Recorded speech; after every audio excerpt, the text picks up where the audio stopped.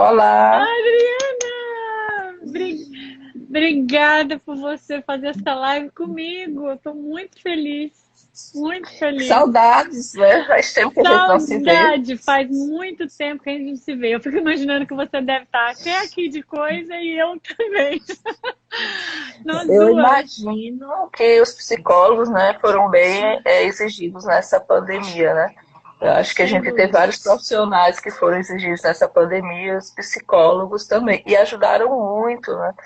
Eu tenho acompanhado algumas lives e algumas discussões nas redes sociais e eu acho que foi bem interessante. Na realidade, antes eu não gostava do Instagram, porque eu achava muito fútil, né? Que era só fotos, aquela coisa do pessoal mostrando o estilo de vida e tudo mais. Mas eu acho que nos últimos tempos o Instagram deu uma mudada e ele tem tido esse papel, né, de lives com esse processo de ajuda, com esse processo de conhecimento. Então, eu tenho achado um processo Sem maravilhoso. dúvida. Eu também tenho achado. Boa noite a todos vocês, as pessoas que seguem a Adriana. Boa noite, pessoal que está assistindo aqui através também do meu canal. Eu fico muito feliz da gente falar hoje sobre o Setembro Amarelo, sobre esse tema, como ajudar o outro pode te ajudar. Porque eu acho que essa mudança que você está falando do Instagram é justamente isso. As pessoas tiveram que sair da superficialidade e elas descobriram que se ajudando, a gente ajudando o outro, a gente se ajuda. Então começaram muitas mensagens bonitas, muitas trocas de informação. Então eu percebo como se fosse um crescimento, Adriana, nesse comportamento humano diante dessa circunstância que a gente está vivendo, né? Vejo isso também no YouTube, Oi, vejo. acho que deu uma travada. Travou? É, Melhorou? mas acho que voltou. Voltou.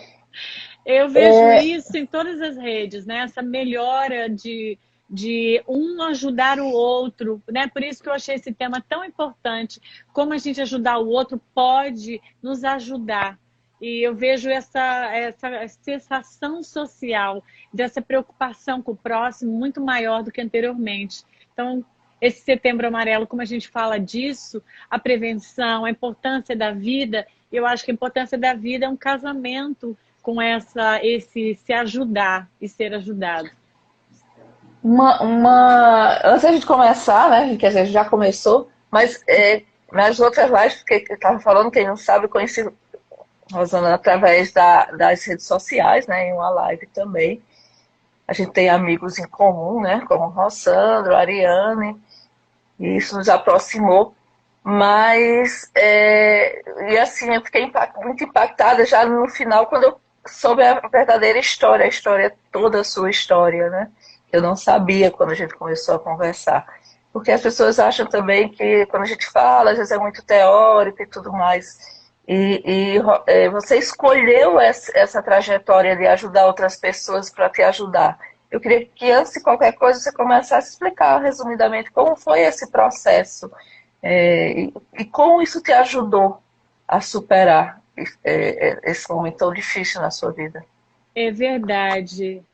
Obrigada, Adriana. Sempre eu gosto de contar a minha história, porque eu acho que a gente vai curando, tratando das nossas dores internas, quando a gente vai aprendendo a falar sobre elas. Então, eu gosto muito de falar. Na verdade, eu vivi a maternidade jovem. Com 19 anos, eu tive uma gravidez e eu tive uma presença muito rápida do meu primeiro filho, Luiz Felipe, que ele só viveu 2 dias aqui com a gente na matéria, em função dele eu ter tido uma pressão muito alta, arterial, e eu convulsionei várias vezes e precisei no 8º mês, de uma gestação que tinha sido tranquila, mas naquele momento eu precisei de fazer uma cesárea rápida, assim, em função da minha vida. E o pulmãozinho dele não estava totalmente formado, então ele veio a falecer com 2 dias. E a gente teve um pequeno contato, que foi uma única vez que eu consegui levantar e ir na UTI, na verdade no CETIM, né, que é a UTI de criança, e eu pude colocar as mãos assim, e ele segurou meu dedo, assim, foi o único contato que a gente teve. E 1 ano e 8 meses depois, eu engravidei novamente e aí tive Tiago. E Tiago ficou com a gente 1 ano e 8 meses e veio a falecer. Eu morava numa casa com piscina e Tiago se afogou. Então, a minha trajetória, é, ela foi lidar com o luto, foi como lidar com isso, como viver. Eu tenho uma fase que eu chamo de sobreviver, né? Porque uma fase eu só sobrevivi. Como, né? Assim, era muito grande a dor emocional, não havia nada que assim desse uma conexão com a vida naquele momento. Quando você tem a maternidade, aquelas pessoas que são mães que estão nos ouvindo sabem, é a sua alma ali, né? Então parece que minha alma tinha se descolado do corpo e eu passei uns momentos que foram muito desafiadores. Em função de lidar com isso e ter toda uma visão espiritual, eu fiz essa caminhada, que eu chamo de uma jornada. Eu fiz uma jornada na minha vida para eu poder lidar com a minha dor. Então, hoje eu posso dizer que eu lido com a minha dor. E o meu trabalho, eu me tornei, estudei psicologia baseado nisso, busquei esse atendimento a pessoas e criei o projeto Acolher Perdas e Luto há 2 anos e meio, com esse propósito, por saber o que esses corações, não só maternos, mas alguém que o pai partiu, que o irmão, o esposo, por conhecer isso. E aí várias pessoas se agregaram apoiando esse projeto, porque também conheciam de alguma forma, havia alguma experiência ou eram profissionais na área, e nós criamos esse trabalho totalmente voluntário. E estamos aí acolhendo mais do que nunca, né? Porque nessa fase muitas pessoas estão passando pelo luto antecipado, né? Por esse luto em função do Covid. Então, assim, são muitas situações. E isso me levou a esse como ajudar o outro é importante para a gente se autoajudar. Eu descobri que era uma via de mão dupla, e que eu lidava com a minha dor à medida que eu lidava com a dor das pessoas que, de alguma forma, se conectavam comigo. Isso foi ficando um crescente, eu fui observando como eu me sentia mais equilibrada, estruturada, e como as pessoas também sentiam. Então, isso para mim ficou uma experiência de vida muito importante, e eu volto nessa tecla várias vezes, porque eu acredito que essa é a única forma da gente viver melhor nesse planeta, se nós cuidarmos uns dos outros. Quando temos olhares muito individuais, vamos criando muitos caos, né? Assim, quando queremos coisas só para nós, melhor só para nós. E quando nós trocamos com o próximo, a gente vê que a gente enriquece. A gente não só enriquece no sentido de acolhimento, mas também se enriquece no sentido de tanto amor e energia que o outro também troca com a gente. Então a gente vai percebendo como esse amor ele vai transbordando através de pessoas, e como a gente fica tão próximo, saindo daquele lugar de minha família, sua família. E nesse período eu fui construindo uma família que eu chamo de família universal, onde cabe todo mundo que tiver vontade de entrar, porque nele não existem pré-requisitos. Então, isso no Setembro Amarelo, que é uma data muito importante para o projeto, para o trabalho também que a gente faz, a gente levar para as pessoas que elas não estão sozinhas, apesar de ser uma dor também muito grande, né, o familiar partir através do suicídio, mas que a gente está ali com a pessoa, né? Então, isso me motiva muito a falar sobre esse assunto. Eu gosto muito de falar, porque eu vejo um grande resultado na vida das pessoas. Eu acho que é um tema bem difícil de se falar, né? O suicídio. A gente às vezes fica sem saber se fala, se não fala, assim, até você...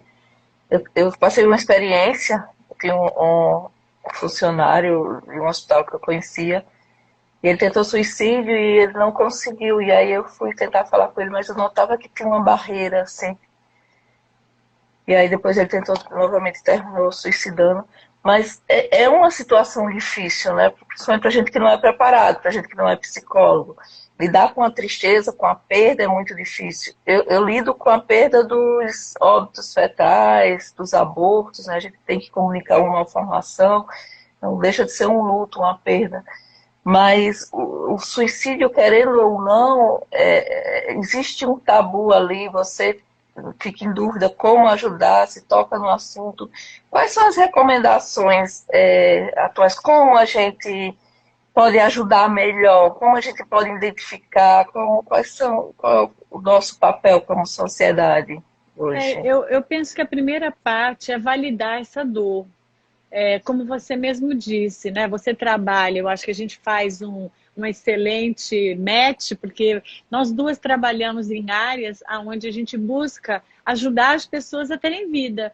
Então, eu acredito que a gente tem que validar essa dor. Muitas pessoas têm dificuldade de falar a palavra suicídio, a pessoa se suicidou, eu tenho uma pessoa na família. Então, existe uma certa vergonha, como se aquilo que a pessoa fez desonrasse a família, desonrasse a pessoa, né? Tudo de bom que a pessoa fez, aí como ela viveu aquele episódio, que para você chegar nesse episódio é algo, vamos dizer, muito complexo internamente, emocionalmente, aí a gente vai julgar às vezes aquela pessoa, né? Nós fizemos uma live até na segunda-feira, eu convidei 3 mães que os filhos tinham se suicidado, que são do projeto, elas são apoiadoras do projeto. Convidei uma outra apoiadora que o pai havia suicidado e uma outra que o primo havia se suicidado. Então, ali nós criamos elas trouxeram o quanto da dificuldade que elas sentiram, do preconceito que as pessoas tinham, não só em relação a elas viverem isso, mas como também porque algumas delas, os filhos já haviam tentado suicídio. Então já se sabia que havia ali algo. Então eles estavam em tratamentos. Então eu acho que uma forma da gente lidar é a família não tentando fingir que não está acontecendo. Está acontecendo, meu filho, o que está acontecendo? Vamos buscar ajuda. Né, uma ajuda psicológica, uma ajuda dentro de um acompanhamento. E acho assim também muito complexo, às vezes, tudo que gera através disso, porque as pessoas se sentem muito culpadas, porque acham que deveriam ter salvo aquela vida. E às vezes, muitos atos, eles não deixam sinais. As pessoas às vezes não têm porquê, não tem uma explicação, não tinham um comportamento pregresso, alguns sim, alguns não. Então, eu acho que a primeira coisa que a gente deve ajudar socialmente é informações. Então, o projeto vai construir um e-book. A segunda coisa que eu acho é a gente lidar com mais naturalidade. Naturalidade não é reforçar que as pessoas façam.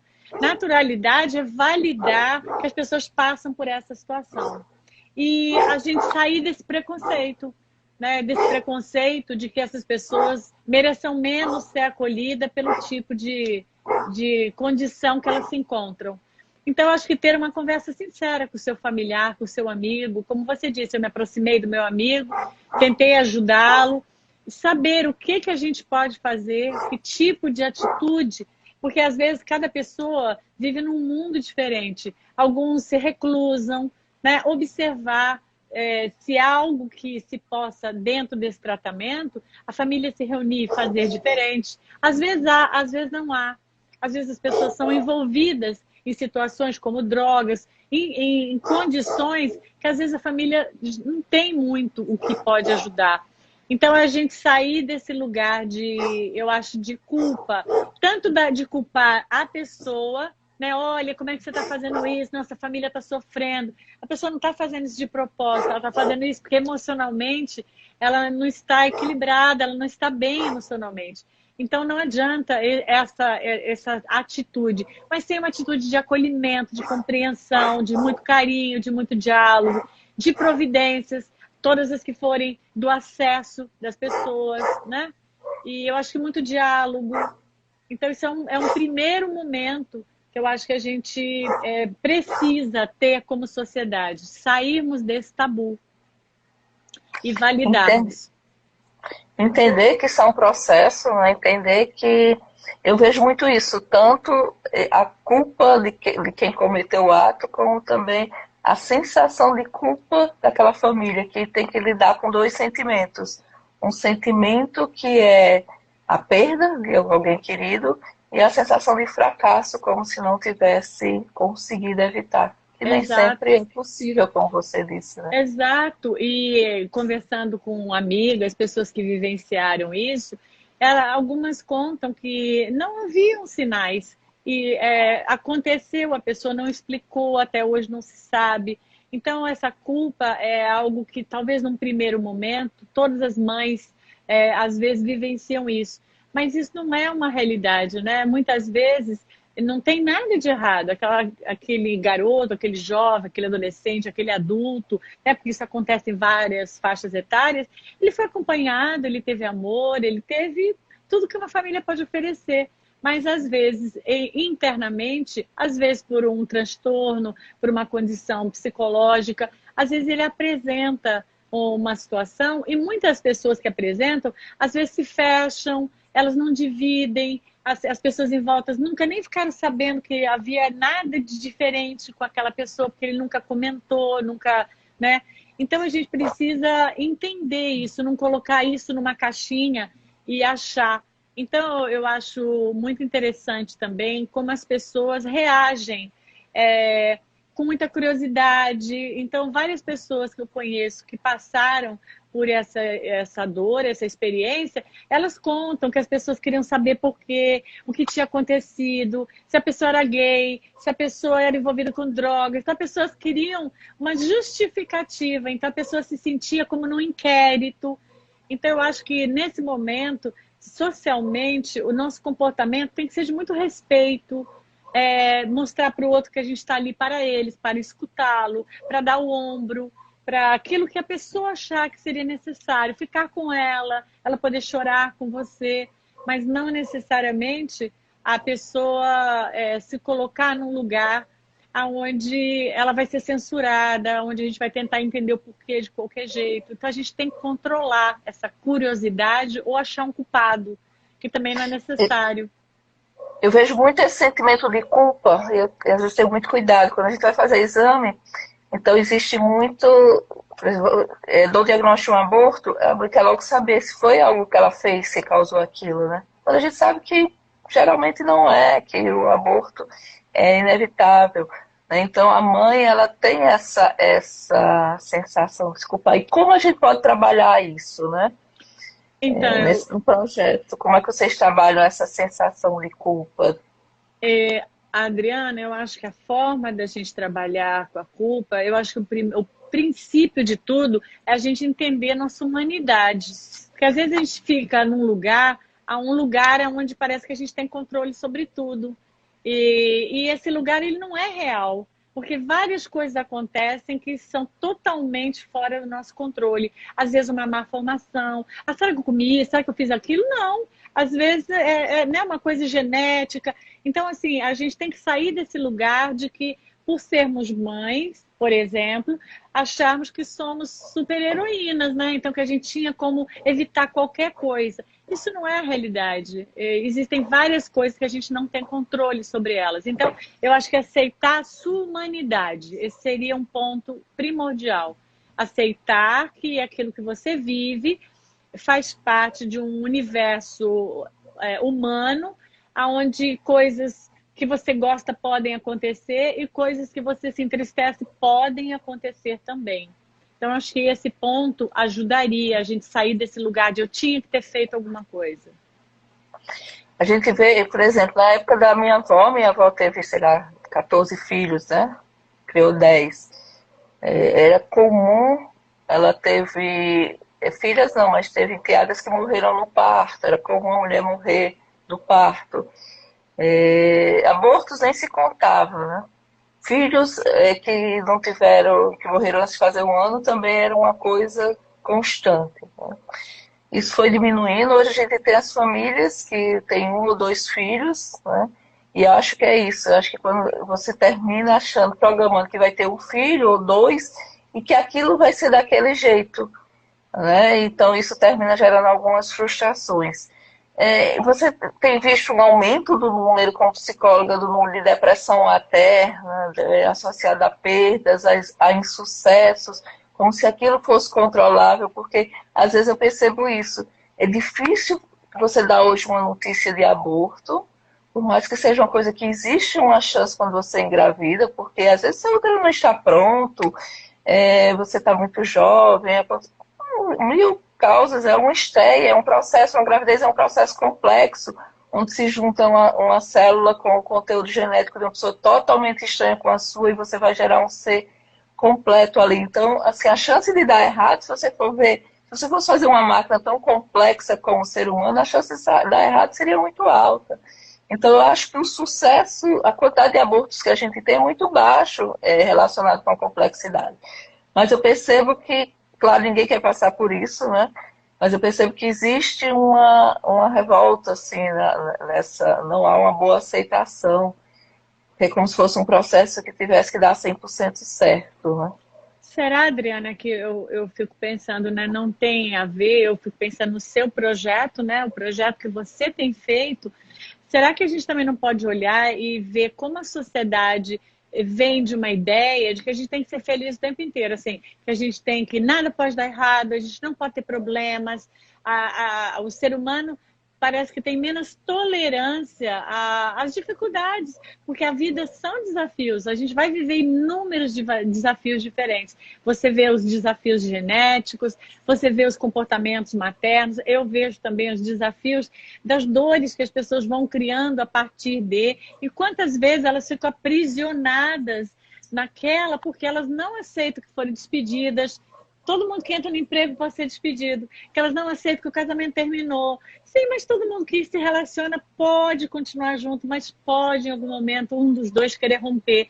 Então, a gente às vezes não aceita que o filho vai escolher uma profissão, ou não aceita que o filho veio ao falecimento. Então, é como se o ser humano fosse tendo uma baixa tolerância.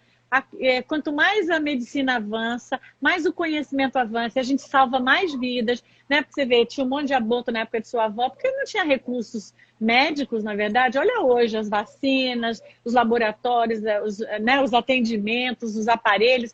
Então, a gente está ganhando possibilidades, só que está abaixando, às vezes, o nível de tolerância para aquilo que é muito menos se vive, mas que não é suportável. Então, as pessoas querem aquela família margarina, né? Aquela coisa estática, perfeita. E quando não é, o sofrimento fica muito grande. Então, eu acho que a gente tem que abrir uma brecha para ter mais tolerância. E isso tem a ver também com o jeito que a gente está criando nossos filhos, super protegendo, essa super proteção, esse mundo ideal que não existe, esse mundo seja feliz 100% do seu tempo, que isso não é real. Exato. Por que as redes sociais... Porque às vezes eu percebo quanto a rede social gera sofrimento, porque ela é maravilhosa de um lado e dependendo de como a pessoa usa, ela gera sofrimento. Por quê? Porque ela quer imitar aquilo que ela enxerga do outro, que o outro posta, e ela compra aquilo como uma realidade que ela tem ou não tem. E se ela não tem, ela vai buscar ter ou vai viver uma insatisfação. E isso acontece com o adolescente, os ídolos, né, buscar imitar o artista. Então a pessoa começa a viver uma irrealidade porque ela começa a se afastar da essência e tentar ser alguma coisa externa, ser aquela pessoa famosa, que tem um monte de seguidores, e ficar nutrindo certas coisas que, na verdade, perde a originalidade. Então, acho que a família não tem que ficar preocupada em oferecer muita abundância, porque às vezes são coisas materiais. A família tem que ficar preocupada em oferecer valores, em oferecer o amor para que a criança se sinta segura e incentivar essa criança a ela ser ela, porque depois o trabalho vem para a gente. Aí a gente tem que atender para dizer, você tem que ser você. Por que você está tentando ser uma coisa que não é você? Por que você não aceita você como você é? Tem dias que são tristes, tem dias que são mais alegres, mas aí a pessoa fica, mas eu não podia estar triste. Ué, por que não podia? Tem momentos que são tristes. O que a gente está vivendo agora está exigindo muito emocionalmente da gente, assistindo muitos amigos partirem, muita gente adoecendo. Você vê isso a cada minuto. Eu atendo isso. Então, eu penso, a gente precisa criar uma resistência a situações que às vezes não são prazerosas, mas que fazem parte da realidade. Então, para mim, é como se estivesse deslocando essa realidade do ser. O ser não querendo uma realidade que ele não gosta e se afastando disso. Eu acho que isso vai gera esse monte de medicações, porque as pessoas não sentem prazer nisso, elas tomam comprimido. elas não querem tal coisa, elas tomam outro comprimido. Então a pessoa vai se medicando para não sentir certas coisas, ao invés de entender que faz parte da realidade. Às vezes é dolorosa, às vezes é cruel, às vezes exige, mas isso faz parte. E tá tudo certo, não tem nada de errado, assim eu vejo, né? Faz parte da humanidade, do momento, do ser humano. Então eu acho que a autenticidade, a família tem que ajudar o filho a ser ele, e não projetar no filho aquilo que ele não fez. Falando em tempo atual, eu acho assim que realmente a gente nunca tinha vivido uma situação como essa, né? A gente, mais de 6 meses nessa situação de um isolamento total ou parcial, dependendo das pessoas, né? As pessoas decidem, esse final de semana que foi feriado no Brasil, você deve ter visto. Muita gente acho que achou que tinha acabado e estava aí. Eu também acho que as pessoas cansam. Essa semana também houve aquela história da vacina, que houve um insucesso no teste da vacina, então é como dissesse, era a nossa esperança, agora chutar o pau da barraca e ver o que é que dá. Eu cansei. Mas assim, foi uma experiência, é uma experiência de vida essa que a gente está tendo, né? E a gente vê também como despertou algumas coisas boas nas pessoas. A gente vê muitas pessoas querendo ajudar. A gente vê muitas pessoas interessadas em Sem mudar. dúvida, que para mim é esse foco da solidariedade, né? Aqui também foi feriado por outro motivo, o dia do trabalho foi para vocês aí feriado. Aqui também as praias lotaram, as pessoas também, muitas delas se comportaram como se não tivesse acontecendo nada. A gente sabe que os números vão subir, a gente tem noção, mas eu vejo às vezes um pouco disso, essa dificuldade também ligada à pessoa não aceitar uma mudança de ritmo, que é temporária, né? A gente não sabe quanto tempo vai ser. Não quer dizer que é o resto da vida. Em algum momento vai ter uma vacina, é temporária. Mas eu acho que nesse momento desperta no coração de muita gente ajudar as pessoas. Então eu vejo muita solidariedade nas redes, por exemplo. Né? Antigamente, como você disse, muita futilidade, e hoje eu vejo muitos usos com coerência, com respeito, com ajuda. E eu vejo as pessoas se ajudando, porque o nosso trabalho é completamente online. Hoje, meu trabalho, pessoal, também é online, completamente online, né?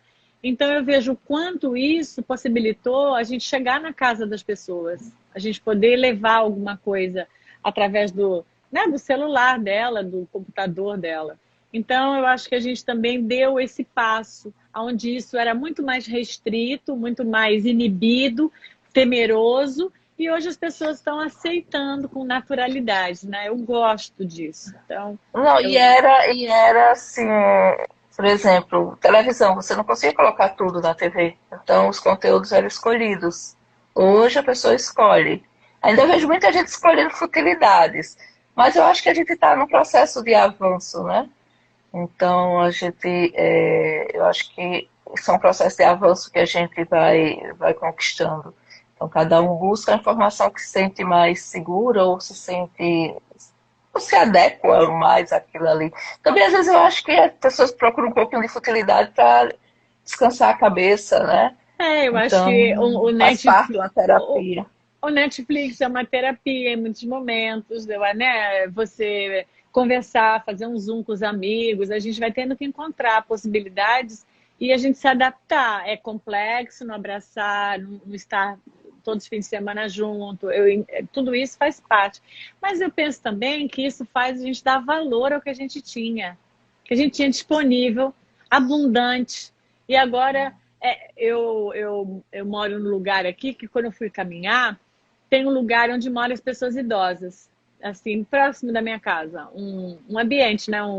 Um lugar assim de pessoas que ficam. E claro, eles estão isolados, os parentes não podem entrar. A minha vizinha, inclusive, a mãe faleceu, mas ela estava assim no lugar, então você não pode interagir.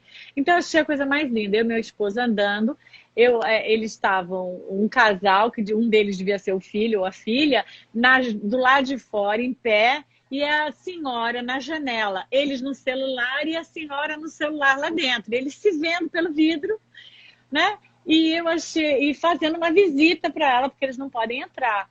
Eu achei isso tão genuíno, porque eu pensei, olha como o amor não tem barreiras. Naquele momento, eles estão inventando alguma coisa. Imagina eles no sol lá fora, não era um lugar coberto, nada. Era assim, uma janela, né? Mas as pessoas vão encontrando formas diferentes de se ajudarem.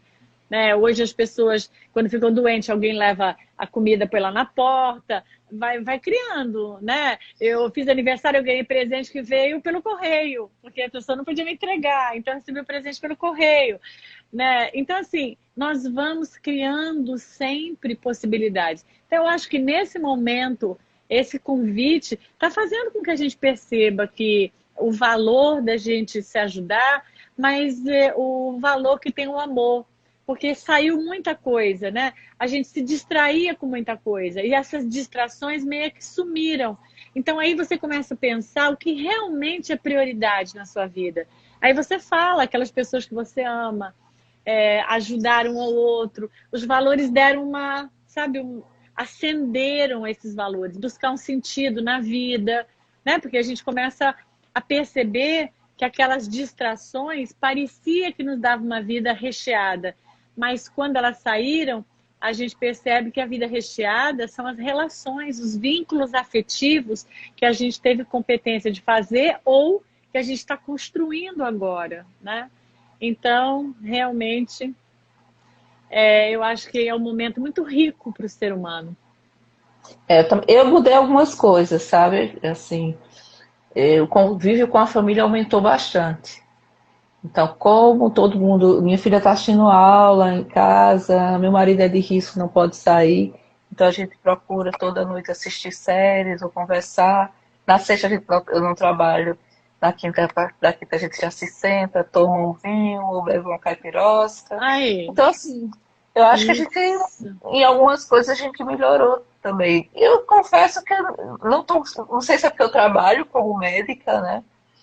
Então não estou sentindo muita falta do mundo como era, não. Eu me adaptaria a esse mundo. Se tivesse só uma viagenzinha, sabe? Assim, porque eu gosto de Eu viajar em também. família, conhecer pessoas, conhecer lugares, histórias. Então isso que está faltando. Mas de resto, eu acho que a gente é adaptável, sabe? Acho que a gente tem que se Isso. adaptar. E tem que ver qual é o objetivo. Desde o começo dessa pandemia, eu tracei uma meta. Que eu e que minha família, que as pessoas que me ouvissem, se eu estivesse perto de mim, que a gente chegasse vivos ao final de 2020. Se ia ter prejuízo financeiro, se a gente não ia viajar, se os projetos iam congelar, não tem problema. Porque se você morre, tudo isso acaba também. Então não Exato. tem sentido você não querer adiar quando você ainda tem, sei lá, talvez mais 30, 40 anos de vida pela frente. Né? Exato. Olha como a prioridade ela vem à tona, né? Eu acho isso é lindo, porque você percebe qualidades em você como ser humano que até então às vezes a gente não percebia, que a gente tem competência de se adaptar, que a gente pode, de repente, algumas pessoas falam, olha, eu estou consertando coisas aqui porque eu não posso deixar ninguém entrar. Então agora eu estou me virando, eu consertei isso, consertei aquilo. Então, você vai se descobrindo dentro dessa necessidade, né?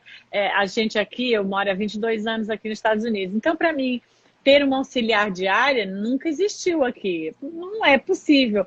Então, hoje eu vejo as pessoas no Brasil falando ai, tá muito complicado, o auxiliar não pode vir, coisa e tal. Aí eu fico pensando, eu já me adaptei a isso há muito tempo. Há muito tempo, quando eu saí daí, eu tive que entender que isso não iria acontecer aqui e me adaptei. Então, a gente vai vendo que, às vezes, essa adaptação, muitas pessoas que eu atendo têm me dito isso, que melhorou a família, porque agora os filhos, como às vezes a secretária não pode vir, a pessoa que vem fazer uma faxina não pode, a divisão do trabalho está acontecendo mais, eles estão unidos, cada um fazendo uma parte, eles jogam de noite joguinhos, porque tem que entreter os adolescentes, as crianças que não podem sair. Então, assim, eu percebo que encontraram, né, um outro lugar, um lugar que também é gostoso e que talvez desse para descobrir se houvesse alguma coisa assim que É. mudasse para convidar a gente, né? Ana Cristina diz aqui, mesmo você tendo esse objetivo de ficar viva, a pandemia vem ensinar que não temos controle sobre muita coisa, façamos a nossa parte. Claro, a gente traça um novo objetivo. O que a gente deve fazer, pelo menos o que eu fiz, não sei se está certo ou não, foi mudar os objetivos, todos aqueles que a gente traça no 1º de janeiro de 2020, a gente adequou para mudar a meta, qual é a meta, qual é o objetivo final desse ano, né? Se a gente vai conseguir ou não. E aí, como pesquisadora, faz a meta, traça também como é que você consegue alcançar essa meta. Qual foi a minha meta? Sempre o uso da máscara, é uma coisa que não me abandona. Eu tenho a máscara de casa, a máscara do trabalho, do hospital público, a máscara do trabalho do hospital privado, a máscara que eu vou para o supermercado. Então, assim, ainda estou a louca das máscaras. Não, eu também me sinto assim e a gente se reforça. No começo, sai muito pouco. Hoje, eu ainda estou fazendo isso, um supermercado a cada 3 semanas. E a gente, assim, no começo, os primeiros 4, 5 meses, a gente ficou bem assim. Aí agora eu me sinto assim, eu vou, mas vou com muito critério, assim, sabendo que algumas coisas não tem jeito. Hoje eu tinha que assinar um documento, só podia ser eu pessoalmente, ninguém podia me substituir, não podia vir aqui na minha casa, então eu tive que assinar. Mas fui com luva, com máscara. Então, assim, a gente vai aprendendo que com segurança, algumas coisas elas podem, usando o álcool o tempo todo, eu não toquei em nada lá, levei minha própria garrafa de água, não bebi nada, não peguei nada. Então, assim, você vai, né, assim, se acostumando a lidar com a situação, e isso vai te dando um pouquinho mais de espaço, né? É como todo e qualquer. Eu acho que a gente não pode menosprezar os riscos. Seja o risco de depressão, seja o risco de hipertensão, seja o risco de diabetes, seja o risco, qualquer risco que você enfrenta na sua vida. São escolhas que você faz. Você é diabético, mas hoje eu quero comer doce, quero fazer tudo o que eu quero. Então você sabe que você vai pagar um preço por aquilo, né? Então são escolhas que você vai fazendo e aí você vai vendo o que lhe satisfaz mais, o que lhe deixa mais seguro. Mas eu acho que hoje a gente encontrou um caminho. Eu também no começo eu estava feita na neurótica, mas hoje a gente já sabe o que é mais seguro, o que é que tem menos risco. Mas vamos voltar a falar do seu projeto, que eu sou apaixonada, porque hoje o tópico é ajudar. Então, eu queria que você contasse, não sei, falasse um pouquinho mais sobre isso, sobre depoimentos de algumas mães, sem citar nomes, claro, mas pessoas que tiveram essa experiência de como ajudar transformou uma situação tão difícil que é a perda, às vezes, de alguém querido. Então, a maior parte... Fora a sua, né? Que já é um exemplo. A maior parte do trabalho da gente é levar essas mães, e a gente vai percebendo o quanto isso vai mudando a vida delas, como elas lidam com isso, a esses pais, a essas esposas, esses esposos, a compreensão que o amor não termina na separação do corpo, a essa alma. Não importa a crença que a pessoa tiver, o amor mora dentro de você. Então, não importa, você pode ter qualquer crença, vai para o céu, para o mundo espiritual, não faz diferença. Mas você saber que esse amor que reside dentro de você, ele não termina, porque as pessoas se ligam muito na perda, porque elas acham que elas perderam. E, na verdade, dentro do processo do luto, qualquer luto, você não perdeu. Você vai... houve ali uma separação entre aquele corpo e aquela alma. Você não vai ter a convivência do corpo, mas aquele sentimento que você tem de amor entre você e aquele seu amado, isso não se perde de você. Eu, ao contrário, e isso tem sido muito confortador, porque eu ouço várias outras pessoas que, como eu, falam coisas parecidas. Ao contrário, eu sinto que esse amor, ele transborda e ele nasce como uma nascente. Todo dia que você levanta, esse amor volta e está ali dentro de você, onde você vai transbordando isso. Eu acho que o que há, sim, é uma necessidade, quando você vive o luto, aonde é que você vai colocar esse amor. Então, isso para mim foi primordial. Entender que, realmente, se isso ficasse apertado aqui no meu peito, eu dificilmente conseguiria viver bem e sorrir outra vez. Mas se eu conseguisse a passar meu amor em coisas que eu fizesse, aí a pessoa pode escolher o que ela quiser né? Eu escolhi esse trabalho como terapeuta, eu escolhi acolher as pessoas em relação ao luto. Mas a pessoa pode escolher qualquer coisa que ela sinta que ela está transbordando esse amor, através de cuidados, através de coisas ligadas, às vezes, à própria experiência, né? A mãe de Cazuza abriu um local para pessoas que tinham AIDS, né? Então, às vezes, a própria experiência que você viveu de ter acompanhado aquela pessoa num câncer, e aí você, de repente, cria alguma coisa, cria uma fundação, um blog, um programa, um podcast, e você vai ali dividir sua experiência, porque para mim, eu tive acolhimento, mas eu vivi isso numa época que não existia internet. Então, eu não tinha ninguém à minha volta que tinha essa experiência de 2 filhos terem morrido. Então, eu me sentia muito só na dor que eu vivia. Então, não tinha com quem contar e falar. E você? Como é que você viveu isso? Como é que foi isso para você? Né? No meu raio de convivência, eu não tinha ninguém da minha família que tinha passado por isso. Então, foi muito solitário. Então, hoje, com toda essa possibilidade das redes sociais, por que não você fazer uma live e falar sobre sua experiência? Por que não você levar para o outro uma mensagem que isso também vai aliviar seu coração? Contar sua história, dizer para ele que ele não está sozinho, que existem recursos, existem livros, existem possibilidades, existem grupos. Então, eu acho que é muito importante que, se você está passando luto, não guarde isso para você. De alguma forma, coloque isso a serviço da vida. Porque a gente, às vezes, pensa que a melhor coisa que as pessoas fazem para quem está no luto é não falar sobre aquilo. Então, eu vivi muito isso. As pessoas, quando perguntavam, você tem filhos? E eu falava, eu tive filhos, meus filhos faleceram.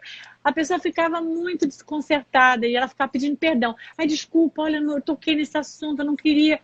E dar uma mensagem para quem está no luto que não deve falar sobre aquilo. E ao contrário, sim, é mesmo, o seu filho faleceu, tá, como é que você está? Né? Não é uma coisa para se negar, pedir desculpa. Então eu vejo que a melhor forma de você lidar com o seu luto, fale sobre ele, chore, tantas vezes você tiver vontade. E quando o pessoal começar a dizer para você que é muito, que passou um ano e você está chorando muito, não se importe, continue. Porque você tem direito a viver o seu luto, a viver o que você sente, busque ajuda, assim, troque com pessoas, né? E valide, porque a única forma as pessoas chamam muito de superar. Eu espero que você supere, você tem que superar. Mamãe nunca vai superar o filho ter ido embora. Não vai superar, eu sinto muito, não vai. Mas a mamãe vai aprender a lidar com essa dor. Vai colocar essa dor a serviço de algo maior do que a dor e vai transformar isso em amor. Né? Porque atrás de uma dor, só quem só sente saudade, só sente dor, quem ama.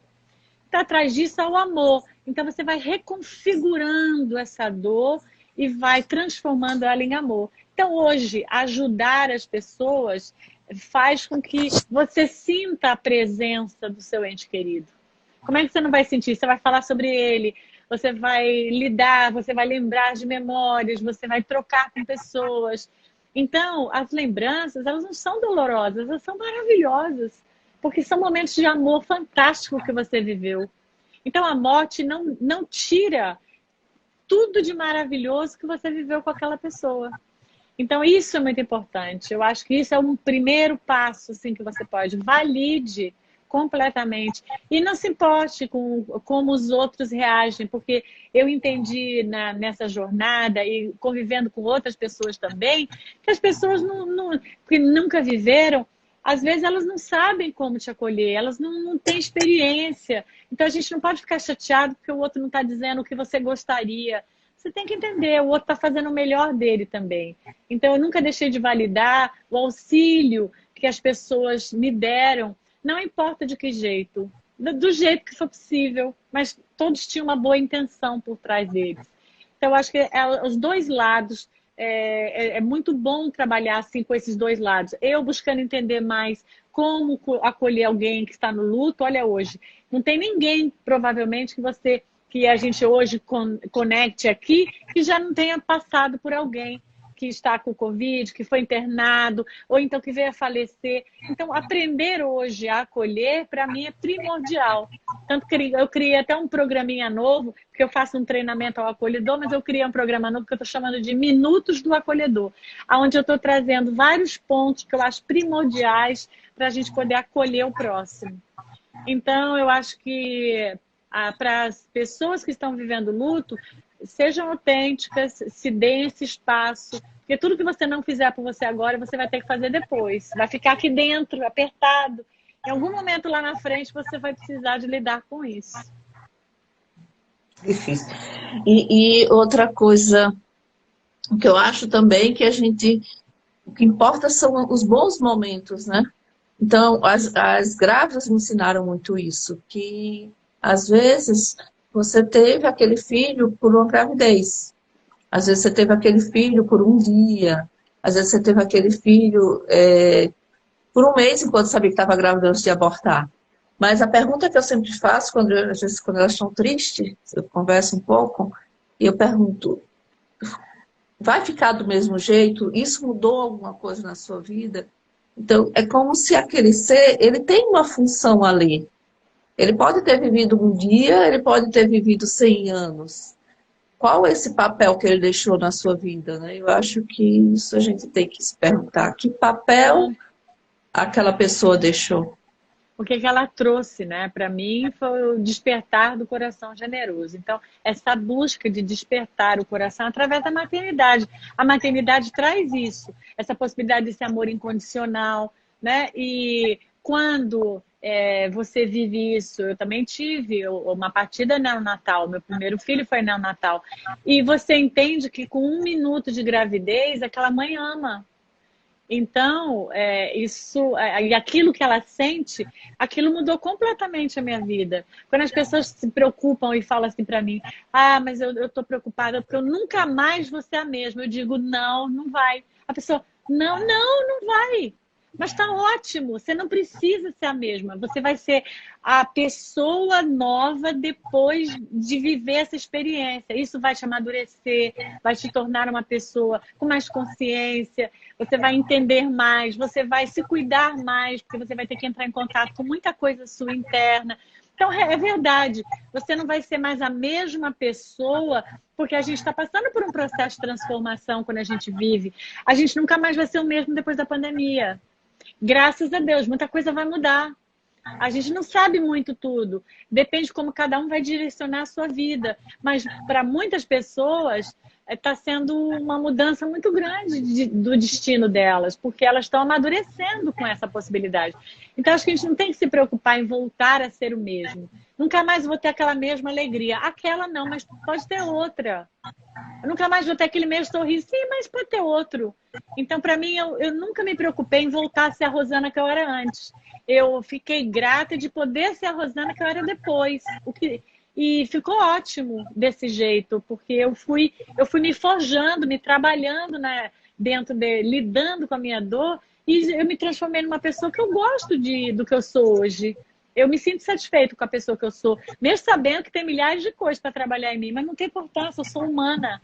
Então, eu me validei. Então, é isso que eu acho que é importante as pessoas que passam pelo luto sentir. Não tem nada que ser como é para o outro, tem que ser bom para você.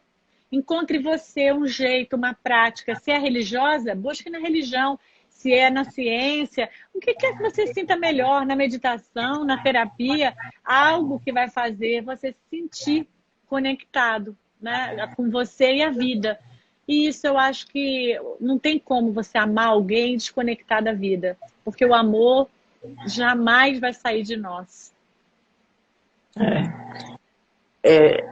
Acho que Cris falou aqui, quem conseguiu ver o outro vai ser uma pessoa melhor. Alguns mostraram muito seu egoísmo. Claro, a gente está no mundo, né?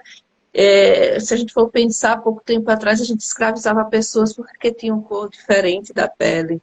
Então, a gente tem melhorado, né? A gente parece ser lento, mas hoje a gente já se incomoda com essas coisas, né? Coisas que antigamente eram comuns, né? As pessoas iam para a feira do interior com a peixeira na cintura, né? Se alguém desagradasse, levava uma peixeirada.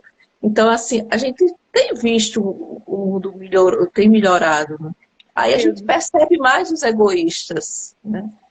Talvez eles também se percebam mais, vai tendo menos espaço. Eu não sei se você já pensou nisso, né? Mas antigamente, das proibições do cigarro, todo mundo podia fumar em qualquer lugar, né? Aí, quando houve a proibição de cigarro, muita gente ficou chateada. Estou me sentindo discriminado, coisa e tal. Mas eu penso que até aquele respeito que a pessoa deixou de fumar em público, em pró do outro, né, num ambiente fechado, coisa e tal, deu também para aquela pessoa, né? Eu já fui fumante há muitos anos atrás, quando eu era jovem, e eu compreendi isso, que uma escolha sua, às vezes ela não é agradável para o outro. Então, certas circunstâncias nos levam a enxergar a necessidade de respeitar o outro. E às vezes são, por exemplo, a gente hoje está meio enclausurado, mas isso leva a gente também a respeitar. Poxa, eu vou colocar a máscara porque também é importante, porque eu também cruzei com pessoas, eu também posso ser a pessoa que vai contaminar. Então, assim, leva essa consciência. E às vezes a restrição nos leva à consciência também. Os momentos gostosos também nos levam. Eu penso que tudo que nos surge na vida são para trazer crescimento para a gente como humanos. Olha como você disse, antigamente era diferente, olha como progrediu. Por quê? Porque as experiências foram nos tornando cada vez mais competentes. Nós fomos desenvolvendo mais habilidades para nos tornarmos seres que convivem melhor. Então, hoje, essa exigência ela é grande, precisamos conviver com esse respeito. E isso, eu acho que é exatamente o Setembro Amarelo, pró-vida. Né? Agora nós estamos aqui lutando pela vida. Como você disse, chegar até o final do ano com saúde, né? Com vida. Então, eu penso que esse Setembro Amarelo, ele traz exatamente isso. Se a gente se ajudar, todos nós vamos, de repente, poder devagar e lidando com esse momento desafiador, mas sem perder a sanidade, com equilíbrio, usando a nossa inteligência emocional, usando os recursos como as máscaras, o álcool, tudo que está aí para a gente, né? Eu comprei agora aquela também de acrílico. Vamos usando o que for aparecendo, que tiver acesso, que for possível, a gente vai fazendo, né? Foi como você disse, a gente ter um mínimo de cuidado, né? E pensar também que quando a gente se protege, a gente está se protegendo o outro e vice-versa. Nunca houve uma troca tão interessante como essa, porque não adianta, se eu contamino o outro, ele pode contaminar uma pessoa que eu gosto e aí por aí vai. Então, assim, nem que seja por egoísmo, as pessoas têm que se proteger. Então, são coisas que a gente também aprendeu, né? Que a gente vai, no começo, as nossas escolhas são por egoísmo, depois a gente se acostuma.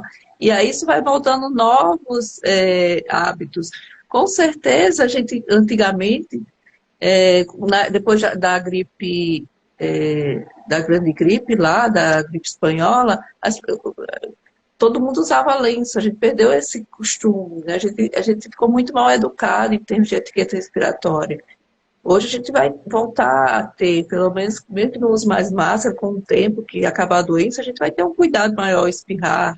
Você vê, quase ninguém gripou agora, porque todo mundo tem os cuidados. Quem não teve Covid não teve gripe. É verdade. Então, mostrando como o cuidado, né, com coisas simples. Não, tudo bem, a gente não vai usar máscara, mas espirra num lenço descartável, tal, tá gripado, tenta ficar em casa, sabe? Chegou um tempo que era tão complexo que se o médico usasse máscara, era como se você estivesse discriminando o paciente. Não, a máscara hoje ela é vista como um sinal de amor, de proteção. Isso, então, eu gosto, adoro isso. E quero então, deixar aqui minha gratidão, Adriana, assim, por tudo que você tem feito. Está sendo um momento que você está podendo ser tão educativa com as pessoas, que você está ensinando. Tudo que você vai falando, você vai ensinando. E as pessoas vão aprendendo por repetição. Uma live, 2, 10, 50, são necessárias. E as pessoas vão devagarinho, elas vão, né? Porque tudo que você tem feito vai mudando a história da humanidade. Essa é a verdade. Aonde você toca, você está levando para as pessoas a possibilidade delas terem uma vida mais longa. Eu queria agradecer também, porque assim, é um bate-papo, é quase uma terapia, tá? Eu estou aproveitando a live para fazer terapia. Então, Oi, Angelita, saudades. Espero que você esteja bem aí em Nova York. É quase uma terapia mesmo. Então, as lives eu digo que tem sido funcionado como uma terapia. Eu gosto de conversar com as pessoas, né, de trocar ideias, e é uma terapia, porque você não está falando sobre seus problemas pessoais ali dentro, mas você está conversando, você está se abrindo, alguém está lhe ouvindo, né? Então, Com isso certeza. Isso não é gostoso? A gente agora abriu a sala, né? Talvez aqui não é minha sala, que é um outro ambiente, mas a gente abriu assim um ambiente, nosso quarto, nossa sala, e a gente está conversando em público e as pessoas estão aqui podendo dizer o que elas gostariam, elas estão somando, trazendo questões também. Então eu acho que isso nos humaniza. Eu gosto muito disso, essa nova, sabe, saiu da palestra, né? Eu dei muita palestra, saiu das aulas. Agora é bate-papo, é troca, é mesa redonda, é conversa de roda. A gente vai dando os nomes aí, que tudo isso é bom. Né? Não tem sim. ninguém, todo mundo ensina, porque todo mundo teve uma experiência que pode trocar. Né? Então eu acho que isso é fabuloso. Vamos se ajudar, porque isso vai tornar esse momento mais suave. E agradecer toda vez que eu converso com você, eu saio bem mais leve. É Porque mesmo? Ai, sua voz, seu timbre, o conteúdo, assim, me encanta. E eu acho que todo Adriana. mundo, tem muita gente aqui mandando beijos para você, diz que você Ah, é a referência. oh, Mas meu eu acho que é Deus. isso. Eu sempre digo que mais do que ninguém você tem. É porque o exemplo educa mais do que o falar, às vezes, as palavras vazias.